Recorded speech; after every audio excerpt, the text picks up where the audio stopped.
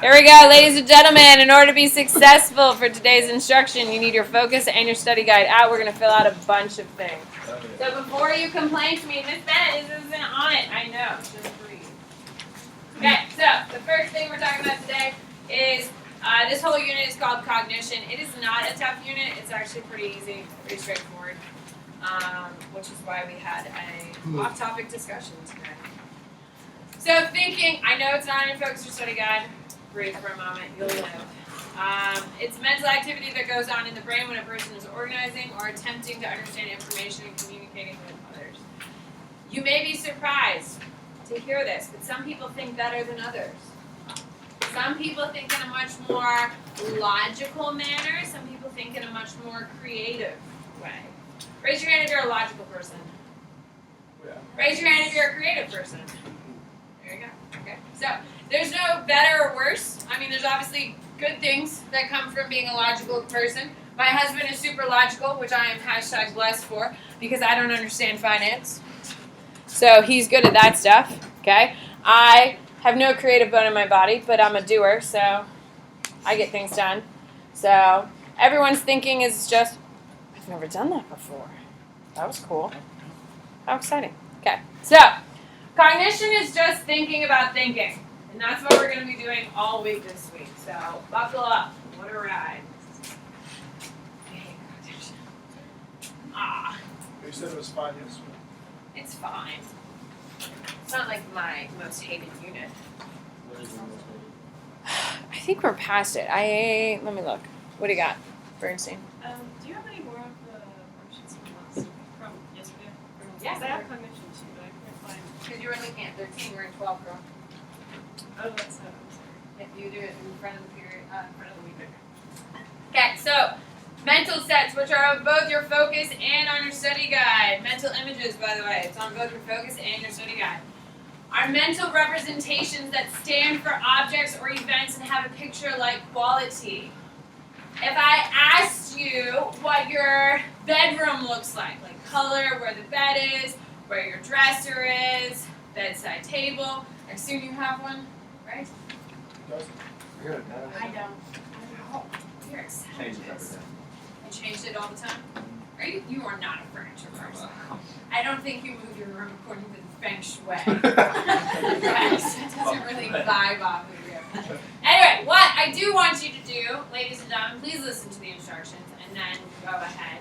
I want you to describe your homecoming outfit, what you're wearing to the person next to you. And then I'm going to ask the person you're telling to describe it. So you need to create a mental image for them of your outfit so they can tell the class. If you are not going to homecoming this weekend, which is perfectly fine because you know I'd be right there with you, #antisocial. With that being said, describe your favorite outfit then if you are not going to homecoming. Okay, so turn and talk to someone and describe your favorite outfit or your homecoming. Connor, what are you wearing? Why not? You gotta go at least to see me. We promise you guys.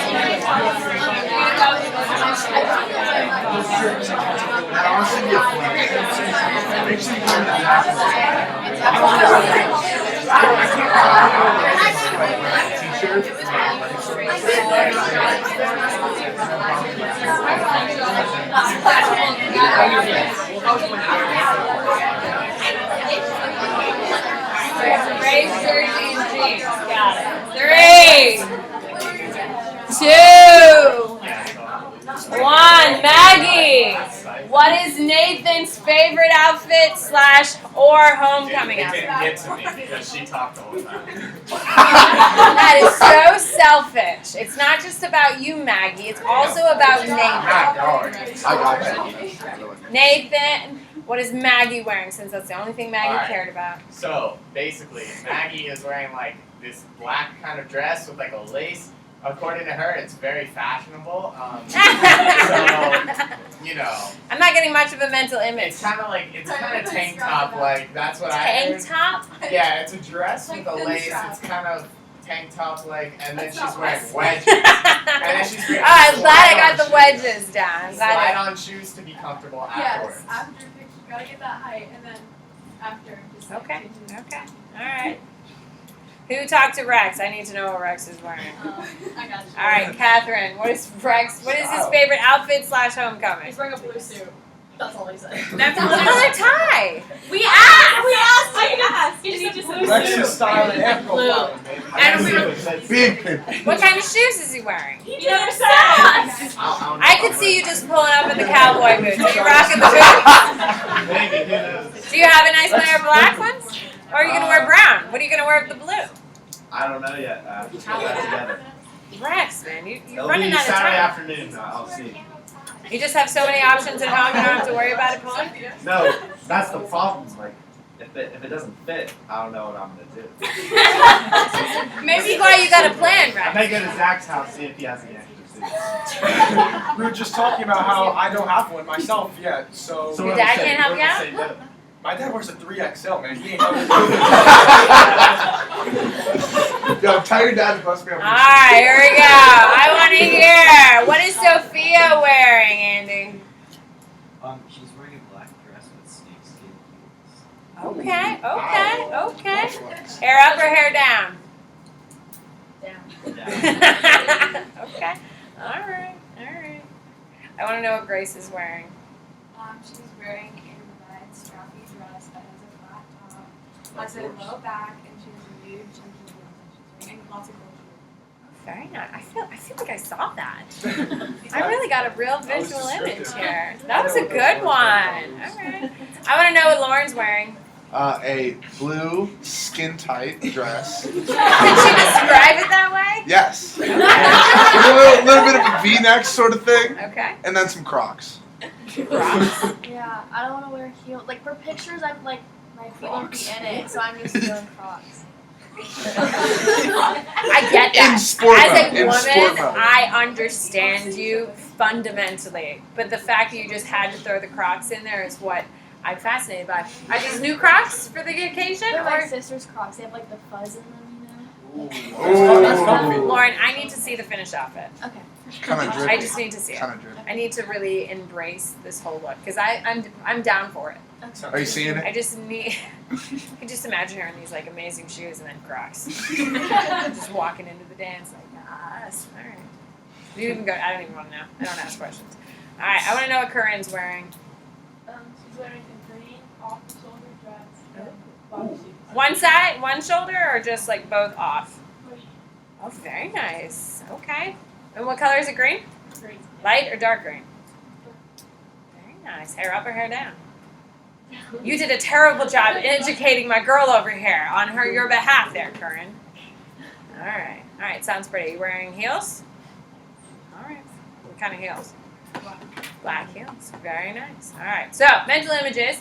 Hopefully you can imagine some of these outfits. Some of them were done better than others. I feel like we all understand what Grace is wearing. We're all concerned what's happening with Rex. Rex, please We're keep us really, updated. we are genuinely concerned of how Rex is going to go. I think we're all intrigued to see that final image of Lauren and her Crocs. I'm sure you're gonna rock it, girl. I just really want to proof. I just need the proof of it because I wear Crocs and my husband heckle me every single time. So the idea of rocking them is just something I need to see. So concepts. Concepts are ideas that represent a class or category of objects, events, or activities. So a concept is a big idea that has multiple subcategories. Okay? So, for instance, if I give you the concept of holidays, you have tons of sub-concepts or subsects of the different types of holidays. Like, for instance, Diwali is today, by the way, which is the largest Hindu holiday. And people are getting wild across the world right now. You also have, like, Hanukkah, Christmas. You have Kwanzaa. We have, I think I hit all the religions here, I feel like that's a pretty good representation.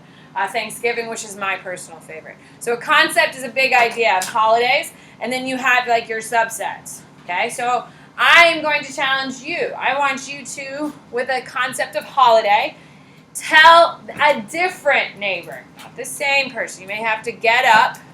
Okay? Dennis, why don't you jump here for the day? Jump here for the day. Okay? I want you to talk to a different neighbor and tell them what your favorite, and listen and ask your neighbor, Maggie, ask your neighbor and listen to your neighbor and be able to tell back what is their favorite holiday and why. I will give you an example. My favorite holiday is Thanksgiving. The food is the best. The fact that there is something to do while you're all staring at each other by watching football is incredibly convenient. And it's cost effective because you don't have to buy people gifts. That is why it's my favorite holiday. All right, so turn to a different neighbor and share your favorite holiday and why. Go.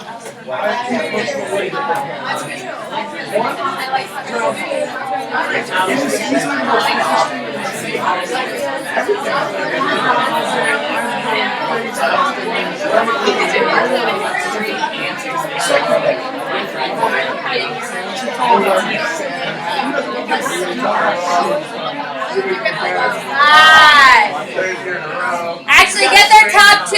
Get their top two holidays. Top two holidays. Mine's July 4th.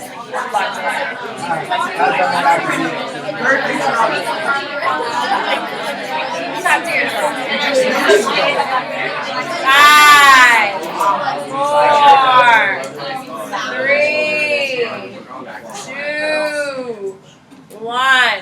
So, when we talk about a concept, they are big ideas that break down into smaller pieces. Okay, holidays. There's like 10,000 holidays. Some of you brought up some random ones. I didn't know anyone was passionate about Groundhog Day. Dear Lord. Anyone else had a random person pull out a random holiday? Or we all go with the big ones? All right. What are Grace Mary's favorite top two? Her first one was Christmas. Oh, you listened to your neighbor this time. That's nice. Her first one was Christmas, because she likes like the whole we like the music. She likes the music and like Jesus. Jesus. Did you just throw out casually Jesus? Okay. And then her second favorite is Halloween because of But isn't that like anti-religious? well, I'm just kidding. It's all right. Do you, girl. Do you. No. That's a great one. That's a great one. All right. What do we got? I want to know Diana's. Hers is Christmas because she likes hot chocolate and then she likes. You can have hot chocolate any day you want. I had some today. It was but we live in delicious. Florida. Oh, girl, I had it this morning. It was delicious. So she likes like drinking the hot chocolate while it's cold, so it's like a mixture. And While then, it's cold outside. Got it. Yeah, and then So you like chocolate? no, and then she gets presents and stuff like that. And then her second one is Halloween, and I'm assuming because candy, we didn't really get. Is that why the candy? Cool. All right. I want to know Hamptons. What's Hamptons? Dennis, that would be you. She's staring at you. Oh, okay. Her favorite is Christmas because it's really close to her birthday. What's your birthday? It's December 20th. Look at you, man. Okay, I see you. Look at you. You did listen. You just didn't know her name, apparently, but Yeah. here we are. Now I do. All right. All right, what's her second? Oh, her second is Thanksgiving because she likes to eat a lot. Hell yeah, man. What's your favorite thing on the table, Hampton? Mac and cheese and mashed potatoes. The basics. Get those carbs, girl. Hell yeah. I like the pies. I like that there's a selection of pies. Indiscriminate selection of pies. It's my favorite. Apple pie is my ride or die. But I like to flirt with pecan. I like to flirt with the toffee pie. That's also good. And like I'll scoop out of the lemon meringue, Oh, yes. but not too much. New Okay. studies show apple pie is actually America's second favorite pie. What's number one? Pumpkin? It depends. When it's a group pie, apple pie is the number one way to go. But if everyone's getting little individual pies, everyone always has a favorite, and apple pie second. What's number one?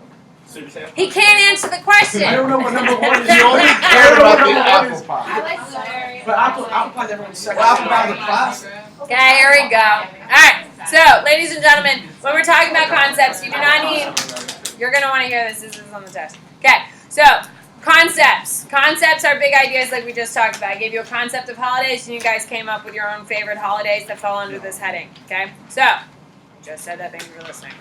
So, when we're talking about concepts, we have a thing called formal concepts. And you do need to write this down. There's a little bit of room on the side of your study guide because it is on your test. Formal concepts are concepts that are defined by specific rules or features. And I was trying to come up with a way to tie this to like holidays, but I don't know that much about holidays because I'm not a holiday person. But I am passionate about wine. So I can give you some concepts about wine. So I love wine. It's not like I love drinking wine because I do enjoy drinking wine, but it's like the skill, the knowledge, the know-how, how things work. And if you know a lot about wine, it's like so fascinating about how it's all done. Did you know that every country in the world produces a sparkling wine? So that's the one that has the bubbles when you pour it. That's a sparkling wine, in case you didn't know. There's only one place in the world. There is only 110 miles of soil on this entire planet that you can grow champagne in. It's in the Champagne region of France. 110 miles in the whole world that you can actually grow champagne in. And it's called Champagne of France. It's from France. To have the label of champagne, it has to come from France or it's a copyright infringement. There's only one place in the world that you can get a Pinot Grigio, which is a really terrible white wine. It's really awful. But your moms may love it. My mom loves that. Does she? I'm not a fan. Okay? Ice. Hey, I put a little ice in some of mine. Only my whites, though, because I would hate to ruin my reds. But Pinot Grigio only comes from about 140 miles of Italian soil in northern Italy. Only wines that come from that region can be called a Pinot Grigio. Same as in France. Now, California makes some really great sparkling wine. Germany makes great sparkling wine. Australia makes okay ones. South Africa has a couple okay ones. But to be a champagne, you have to be from that specific place. Same things with bourbon. There's a difference between bourbon. Can you tell I'm a bartender?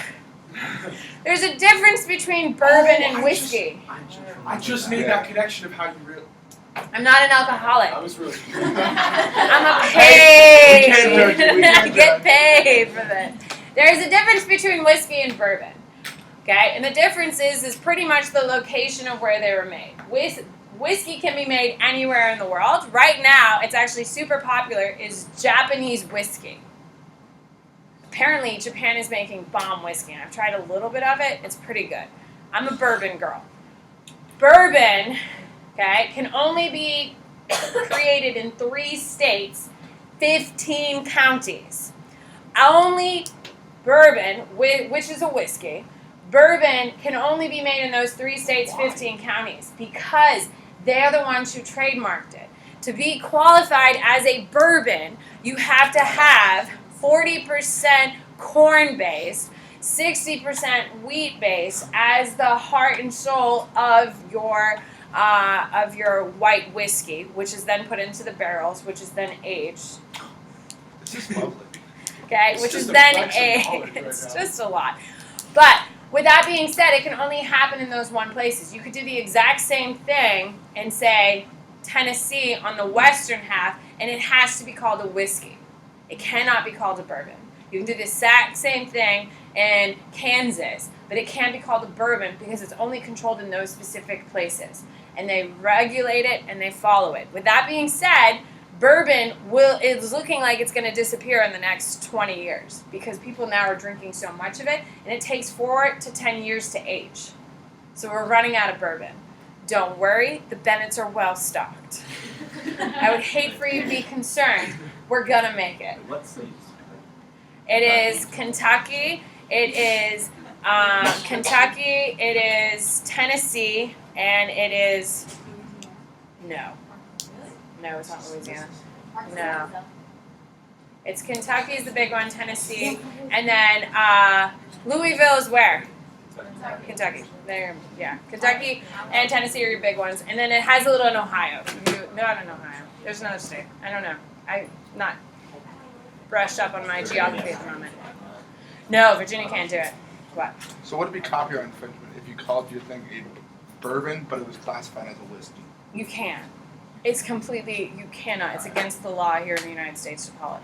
You'll get copyrighted. Why is it so stupid? It's integrity. It's the same thing. It's integrity. It's the same thing. No, it's not. Because, like, if you look, going back to champagne, which is one of my passions, okay, if you drink French champagne, like real French champagne, okay, their bubbles are super, super, super, super fine. Teeny, teeny, tiny bubbles, and they come up super, super quick. If you drink a bottle of sparkling wine from California, like the best bottle you can get from California, the bubbles are significantly different. Why? Because the nitrates in the soil.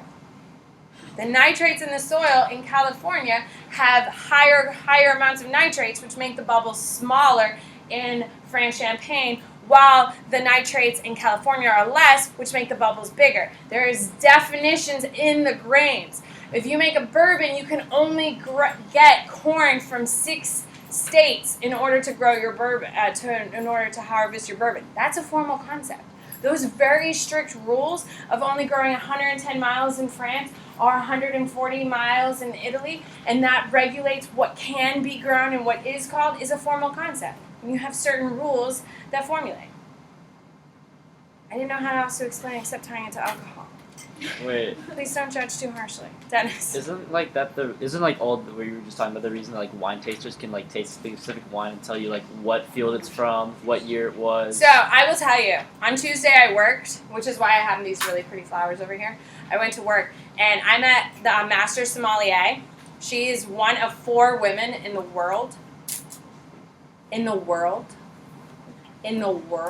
to be a master sommelier, and they did a blind taste. She is a master sommelier. It's the creme de la creme. There's only about 130 in the world. Yeah, but what does that mean? That means she's a wine taster. She can taste, and she knows. Well, anyway, they did a blind tasting. Oh my God, she's on Somm. You can watch a documentary about wine tasting. It's very good. It's called Somm. She's in it. Like, she's the major focus. So anyway, she was at this event that I was working, and it was like drooling over her. I told her I wanted her job. Where was she at the career fair when I was in high school? Okay. Anyway, seriously. With that being said, they gave her a glass of wine, and they didn't tell her where it was from. It was a high-end quality. It wasn't like a shit one you get at Publix. No offense to Publix. And they asked her where it was, and she picked California. She knew it was a Pinot Noir, and she picked the correct year it was harvested because of the amount of rain that year. It was like a 2014 Pinot Noir, and she picked the right winery that did it. That's how much of a boss this woman. It was the most incredible thing I've ever. She spent 15 minutes describing the smells she was smelling from the wine, and she knew what region it was by smelling it. That's sick. That is impressive. Anyway, we're moving forward, Dennis. I was gonna say I went wine tasting in Tuscany Mhm. and like a wine year, and they were telling us like about it's like all like the droplets and stuff on the inside of the glass. And the remnants after we got. Yeah. 2 things. Number 1, you run about Japanese. Kind of long. Number 2, so if you get the stuff from that place but you make it somewhere else, can you still call it that? Nope, it has to be made within those 15 counties. Here we go, problem solving, which is on your focus and on your study guide. Nope, it's not, but you will have something in a second. So problem solving is the process of a cognition that occurs when a goal must be reached by thinking and behaving in certain ways. Every single one of us has been frustrated by something recently. Can we agree? Okay, like outline, 40-page outline, that would be very frustrating. So how we tackle problem solving is by multiple techniques. You can do trial and error, which is a problem solving method, which is both on your focus and your study guide, by the way. Method in which one possible solution after another is tried until a successful one is found. I'm going to tell you one thing that I've struggled with lately. So I had a big dinner party at my house. I only had 9 people, but it was a pretty lavish event. I love throwing parties. It wasn't my best. I had so going back to the wine thing. I don't know any master sommeliers. Like, I met one this past week, but we're not friends yet. I'm working on it. She lives in New York. She owns 3 restaurants and 4 bars. We're not friends, but I'd like to be here. Anyway, I am friends with a level 3 sommelier. So 4 is master, but he's like 5 years away from taking that test. So I am friends with him. And he came over and did a huge wine tasting thing at my house, which was the most amazing thing that's ever happened in my life. And it was the greatest party I've ever thrown, and I will never top it. With that being said, I had a dinner party this past weekend at my house, low-key-ish affair, and I wanted to do a cat eye.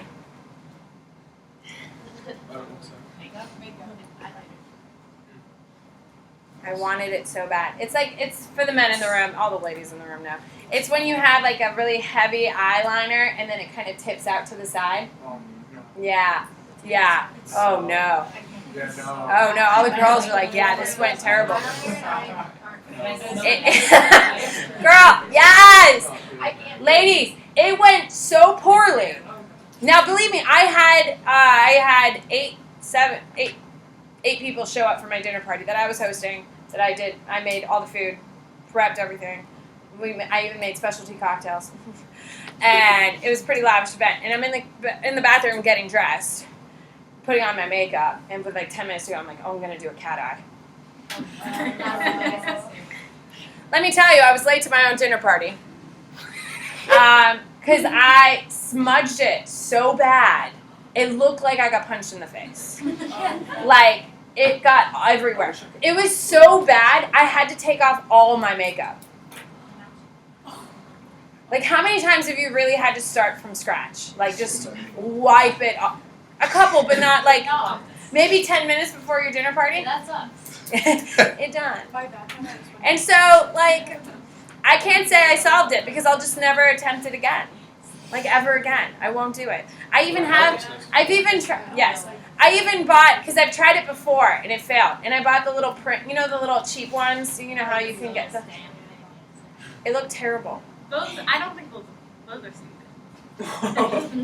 Thank you, Claire. I'm just not smart enough. I'm also not smart enough to braid. That's like a real thing too. So, I would like you to turn to your neighbor and tell them something you failed at trying to do trial and error. Turn to someone and say something you have failed at recently. Go.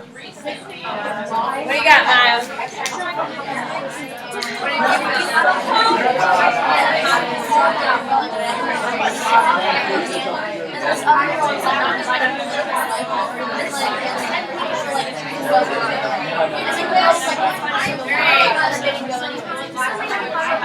Hey, talk to Potter. You don't need to create a group. Talk to Potter. 3, 2, 1. Here we go. Sophia, what is something Andy has failed at? Braiding? You tried? Yeah, well, I braided a bracelet, Oh, okay. and then someone else braided. Well, that was nice of them to help you out. Okay. All right. What is Katie failed at, Kern? Just a whole subject. Just failed. I'm right there with you. No judgment here. What is Bernstein failed at? Hair. Braiding You just can't do it? I hate it. I'm just not smart enough. That's my problem. Yeah, but your hair always looks nice. You don't have to do it. Perfect, girl. I'm sorry. Does it look like I got variance here? It always looks nice, though. All right, algorithms. Algorithms are very specific step-by-step procedures for solving certain types of problems. By the way, this is both on your focus and on your study guide. Okay? These are very specific. A squared plus B squared equals C squared. That's an algorithm. You do this, then you do that, then you get this. Ladies and gentlemen, your recipes would be an algorithm. Like a finalized recipe. We get that, right? Not a recipe you're tweaking. A formal recipe. That is an algorithm. Those are types of things that you should do. Okay? If you are, anyone here a math person? You like overall identify yourself as a math person? If you're a math person, you have stronger problem solving capabilities than the rest of us. Because raise your hand if you are not a math person. I'm right there with you. With that being said, the reason why we are not math people is because we get frustrated and say, screw it, right? That's a lack of problem solving. Okay, so if you're a math person, you're very good at problem solving, and you really hold on to your algorithms because it makes sense, it's predictable, and ones you can do. Then we have heuristics. Heuristics are an educated guess based on prior experiences that help narrow down possible solutions for a problem. So it is when you use your own experiences, your prior experiences, in order to solve a problem. Now, Maya, I'm not trying to put you on blast, girl, but I'm going to put you on blast. Maya messed up a recipe. Raise your hand, and every damn person should have their hand up. How many of you have messed up a recipe? Like, you didn't read it carefully, you weren't paying attention, you overcooked it, you messed it up. See, you're in good company, okay? Our heuristic is when you get to my age, and you've made so much stuff before that you see a recipe's going wrong, and I can fix it. Does that make sense? Like, I've never messed up brownies. Like, I'm a good cook, but we'll pretend I messed up brownies. I would change it to be something else. I could change a brownie recipe into a cake recipe. There's a big difference between a brownie and a cake. Hopefully you've known that, right? Because you're a loved person, and you've tasted a brownie and a cake, and you know that one's airier and one's denser. Okay? With that being said, if I know that my brownies are like too airy, I beat them too long, or I added too much flour, I would just convert it to a cake recipe and say, McCray, I made you a cake. Okay? Being able to use my prior experiences. Like, for instance, I have no idea what I'm making for dinner tonight. But McCray bought groceries, and I can't not... We went out to dinner last night because I didn't feel like cooking. What'd you have? I was just about to say that. I went downstairs. We have like 7 restaurants below us. So we went down and got like a salad. I got a salad. Yeah. I live in a condo. But restaurants are on the bottom? Yeah. There's like a bars. There's a wine bar. What bars? I got a Publix What bars? next door. What bars Oh, I'm sorry. Are you up to date on your bars in downtown Tampa? No, but like what places are around? That's like a whole thing.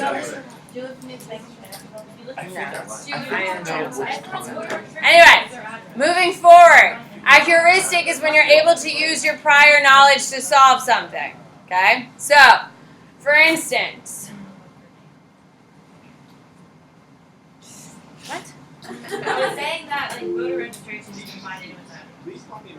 You can. If you really wanted to find where I live, ladies and gentlemen, No, it would you literally could do take it. like 5 You could also find out how much I make and be sadly disappointed by the amount of wealth I do not possess. Which then you'll realize, no wonder she works a second job and meets fabulous people and wants to be like them. Like that master sommelier. Hashtag another life. It's never too late. It's never too late. The problem It's is, like 10,000 hours. no, it's way more than that. It's insane. It's Outliers. Which bar do you work at? I'm gonna show up in 4 years. You can be an outlier. If I'm still working at that bar, punch me in the face. What I come in 4 years. A cafe. Nah. Whatever bar has been at work at has to be fancy enough Oh, it's for a fancy as hell. for a master sommelier to go. It was awesome. She was cool as hell. Anyway. I know. Me neither. That's a sad thing. Shit. Alright. So heuristics is taking all of the previous experiences to do it. So, I know. I want you to turn to your neighbor and tell them what you think the best first date would be in Tampa. Go. Best dating. What would be the best first date? Rex, what would be your best first date?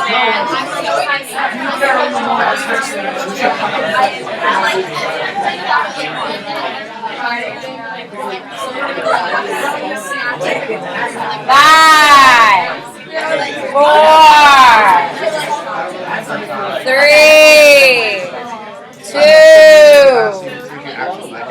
1. Here you go. Hopefully, with this question that I think I'm going to bring back up tomorrow because I'm fascinated to hear these answers, is that you should be thinking of things that you enjoy, right? That it gives you an opportunity to get to know someone else. It came to me, even though I haven't had a first date in a long time. I think doing like a bike ride along the Riverwalk would be cute. No? No, back I then, like it's person me with and like a Caroline, different man, level that's- of physical fitness We're than not the doing other, good. and like you I think that'd be super cute. but like if one person All right, so what shall we do? Well, if you're like 21, there's like super cute bar You organize stools. a play. And like, what if you can't ride a bike? You can't ride a bike? You should definitely do something like you. Well, then you gotta find someone to teach you. First date. First date. There you go. Being able to come up with a date, ladies and gentlemen, is an important skill. I don't care if you're a male, female. Like, it is my job to plan date night tomorrow. Which I don't know what's happening tomorrow. Go what? There's none of those bars around here. Yes, it doesn't have control. You don't want to go axe. Yeah, who said you had to go anywhere? Just grab an axe and a tree. Where is it? They're putting in one, but there's no one currently. This weekend they're opening Parks and Rec, which is pretty exciting.